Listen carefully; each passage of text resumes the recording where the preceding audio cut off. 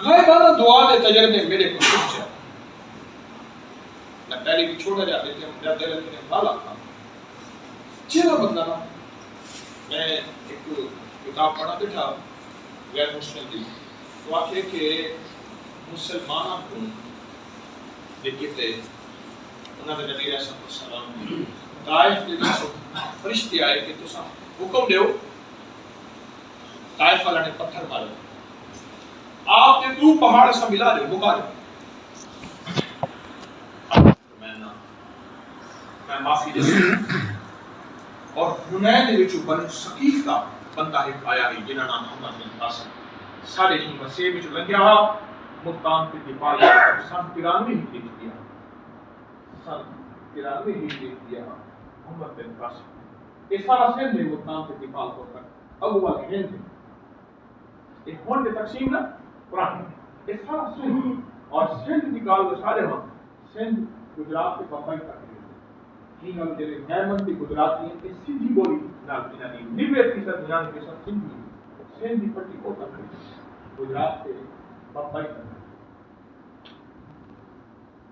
چیرا بندہ کم جتنا کو کھاوے پریشان کرے ذلیل کرے رسوا کرے سرمایہ محکمہ کو کام انہیں خیر چاہو اللہ چاہو انہیں دنیا چاہو انہیں آخرت چاہو انہیں بچے اللہ پاک ایسا رزق دے دے ایسی دولت دے دے ایسی برکت دے دے ایسی عزت دے حضرت پاک صلی اللہ علیہ وسلم نے دعا مانگی ہے اللہ نے دین پوریا امت کے اعلیٰ میں پھیلا دیا آخری ہر وقت بجلیاں اٹھانے پہ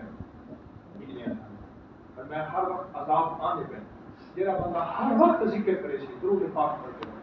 اصلا کلمہ پڑھتے رہو کوئی سورت فاتحہ پڑھتے رہو سورت اخلاص یہ کوئی مشکل خاص کرنے نہ کرے گا میں شاید آس کرنا پڑے پھر سویرے اٹھ کے 40 دفعہ سورت فاتحہ پڑھو چاہے نہیں پڑھ سکتے 11 دفعہ پڑھو چاہے نہیں پڑھ سکتے 13 دفعہ پڑھو چاہے نہیں پڑھ سکتے 1 دفعہ صرف سورت فاتحہ پڑھو نا جب پہنچو کیا تنابدو و ایاک نستعین